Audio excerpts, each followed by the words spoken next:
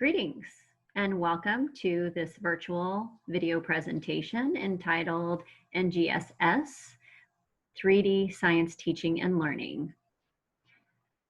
This topic is based in research foundations of 3D learning, and it is to help you include 3D learning in your science classroom. I am Scott Cohen, and this presentation is for the National Deaf Ed Conference 2020. This video really nicely aligns with the PowerPoint, and if you do not have the PowerPoint, please email me and I'll make sure to send you a copy of it. I hope that you enjoy this presentation.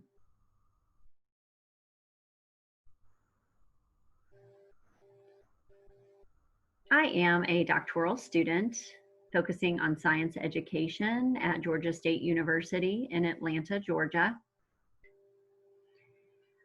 I've completed all of my coursework and now I'm focusing on my comprehensive dissertation presentation, and my anticipated graduation date is 2022. I'm researching the area of deaf and hard of hearing students in the science classroom, how they learn science, how they deal with English and ASL in the science environment, and that possibility for creating strong science self-esteem. That is the focus of my research. I did used to teach science, high school science, and really loved working with deaf and hard of hearing students, but the struggle was that connection to science for the students. There was a disconnect and there was a lot of frustration, and it really disappointed me, and I didn't feel like I was an effective teacher. As I got into science education, I have learned more and see that I really want to include these skills in my teaching. And I think that if we're able to include this, we will have students who are more engaged in science. So 3D learning is the topic I have chosen for this conference presentation, and it will help your students be effective science learners.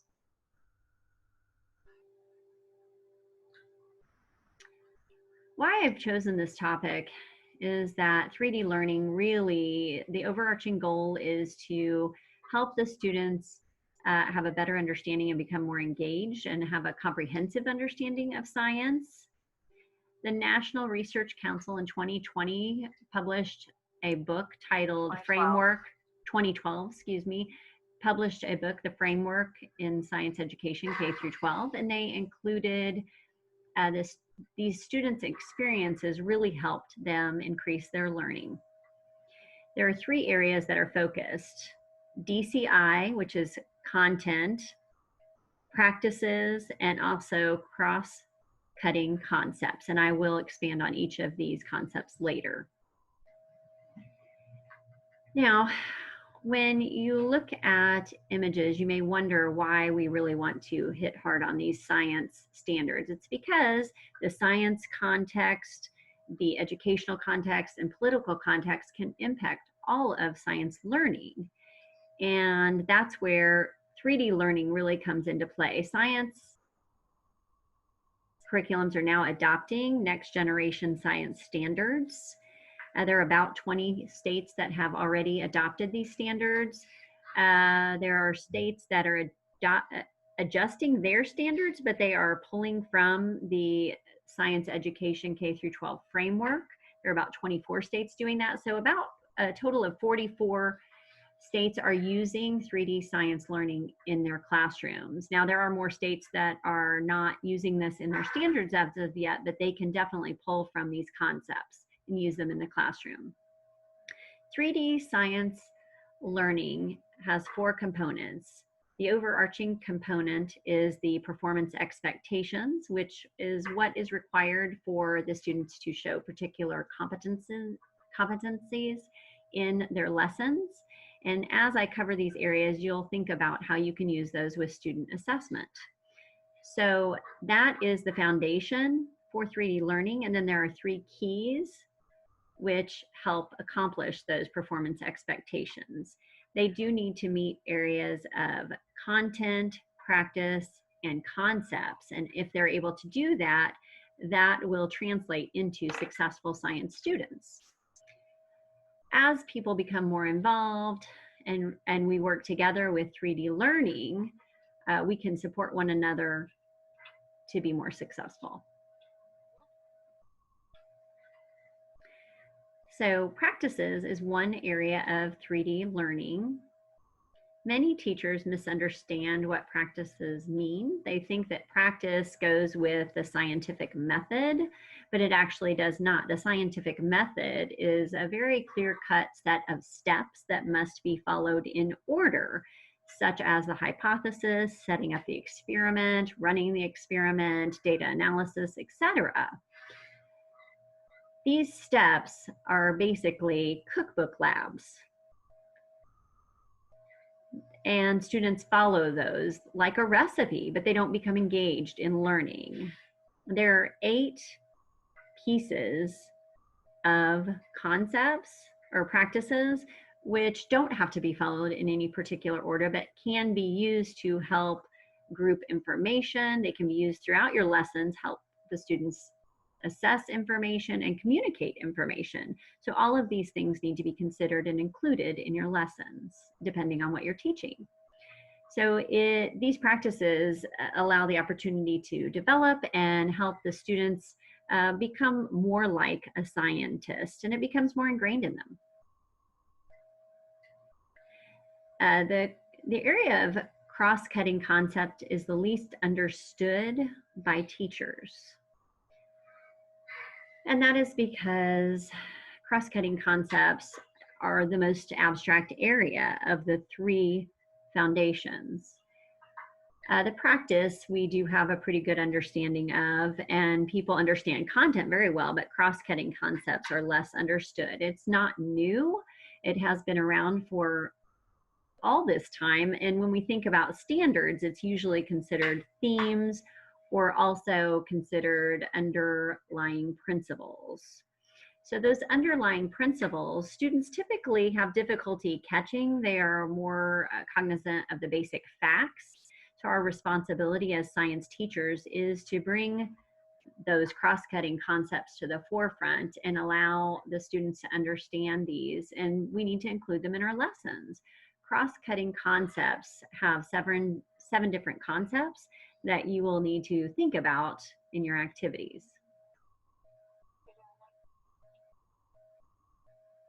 I do really need to emphasize that 3D learning is not something that can be approached by only using 2 out of the 3 keys. You have to include all 3 keys to really have successful learning and to see your students thrive in science. If you think about the starting point and where you have to get to understanding the knowledge, it does require these 3 keys. These 3 keys are the content, the practices, and the concepts. And as the students delve into each of these areas, they gain these keys, which actually opens up the chest, which is science knowledge. If you only have 2 of these components, you're not going to be able to open up that knowledge. So it does require all 3 components for students to really engage and understand these lessons. You can think of it like a tripod. If you only had 2 pieces or 2 legs of a tripod, it would wobble and fall down. And so you do need all 3 key concepts for the students to be successful. Now, I do have to admit, 3D learning is difficult to apply. It is a challenge, and it really does require you to change the way you think about science and how you teach science. You have to look more at the abstract concepts, and the students have to do a lot more self-analysis. The challenges start with basically that teacher transition and transitioning the learning responsibility from the teacher to the student. So the teachers have to let go of control. They have to let go of that authority of information. And the reason that you need to do that is so that the students become empowered to really learn how to learn about science. That is the goal. Three other areas that can be a challenge are similar issues, and that goes to teacher resources, instructional resources, and professional development opportunities. 3D learning was published in 2012, and at that time, research was still ongoing. It had started, and we have started to grow the number of teachers that are involved, and they're able to access the information, but it is ongoing. Now, in the year 2020, we have more and more instructional materials, resources, and professional opportunities that have come on the scene. So it's really a great opportunity and a great time to be involved in 3D learning and this science approach, and for you to really get a better understanding of the 3D learning. Lastly, a challenge is that teacher buy-in in using 3D learning in the classroom. So as we get more resource and more professional development, then we're going to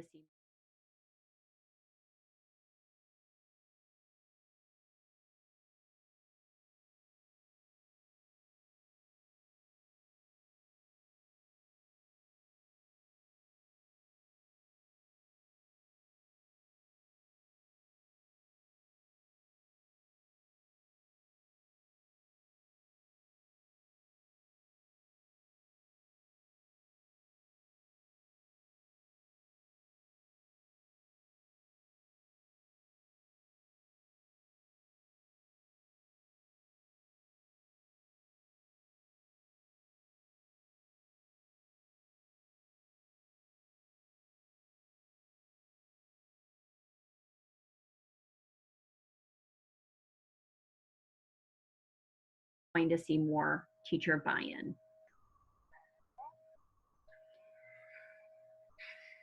3D learning, the overarching goal of it really is to transform the teaching approach, and it becomes student-centered, and the students take more power and control over their learning. If you can imagine a picture with a student with actively engaged in science and discussion and different concepts, that is what science education research is striving for, and that is how we get more engagement from our students in science. And that accomplishes a greater involvement in science. As the students delve into science, they develop in two areas. They will develop scientific literacy, and this is the sign that I'm using for scientific literacy. It is basically engaging with science information, society, and science issues. They engage with that through reading, writing, critical thinking, discussion, and practices. That is science literacy. For example, if we think about today's current climate with the coronavirus, we have to engage with the information out there and make decisions to wear a mask. Is it safe to go out to work, or to go out to the grocery, or to go out and interact with people? So you have to engage with information that's provided, and that is a skill that needs to be developed. Science identity is the next area I want to discuss. Science identity is that feeling of connection to science. Many of our students feel that science belongs to, or many of us feel that science belongs to hearing white middle class males, that is their area of expertise. And so people have a very low science identity, and it is our goal to elevate that identity so that they can take ownership of science. And that is the overarching goal of 3D learning. So it is a challenge, and I do have some advice for you. First, I would like to say that you don't need to completely scrap all of your old teaching materials. I would suggest that you draw from it, adapt it, and include it in your 3D learning as you present it in your instruction to students. As you do that, get feedback and continue to adjust it as you move forward. You cannot transition overnight. It does take time. It does take time and effort. So while you're engaging with your students, You do periodically need to check in to your students and get their perspective of their learning experience, what they think about 3D learning, what they've been practicing, what they like, what they don't like, what they need more understanding on. You do need to have those discussions from time to time. So those would be two pieces of advice I'd like to share with you. I just talked about recommendations and advice about how you can think about including 3D learning in your classroom. I would like to present some resources that I feel are greatly beneficial to you. One is the National Science Teachers Association, NTSA, which is a professional organization that focuses specifically on elevating science for students through workshops, presentations, resources, etc. It's really fantastic. They also have NGSS at NTSA, a website which specifically focuses on unpacking in next generation science. It has the standards, lesson plan resources, etc. It's really fantastic. So take some time to delve into that and choose things that you can use in your classroom. The next two resources are more of templates, and you can draw from them specifically and use them in the classroom, but you could also just use them to get a better understanding of how to create lesson plans. One of those resources is Open Science Ed, which is a resource group, and it includes almost 400 educators, 100 school districts, and 10 states. And this research team is developing instructional materials that align with next generation science. They are collecting data and developing materials and lesson plans for the different disciplines. Now, they do have materials for middle school. They'll be adding to that, and additionally, they'll be adding elementary and high school at a later date. The next resource is Achieve. Achieve is a group that has published the next generation science standards. They also have created TAPS, which is for assessment guidelines. They are not lesson plans. They do have a few lessons there, but as you go into it and really dig in, you'll see that they expand and break down some of the lesson information for the purpose of assessment. The last one is Peacock. That is a research group that is developing graphic organizers. These graphic organizers specifically correlate with the cross-cutting concepts, and they are reproducible. You can use them with your students. They're really fantastic. Do use them, or you may even want to use them for yourself to just help you analyze the cross-cutting concepts more thoroughly. As for activities, I'm not providing those in this video. Those are just things that you may want to reflect upon as you go through the PowerPoint. Hopefully, as you delve deeper into this, and also through the poster session, we'll be able to have some discussions. And with your involvement, we'll build a community in which we can share and discuss 3D learning. I hope to see you there.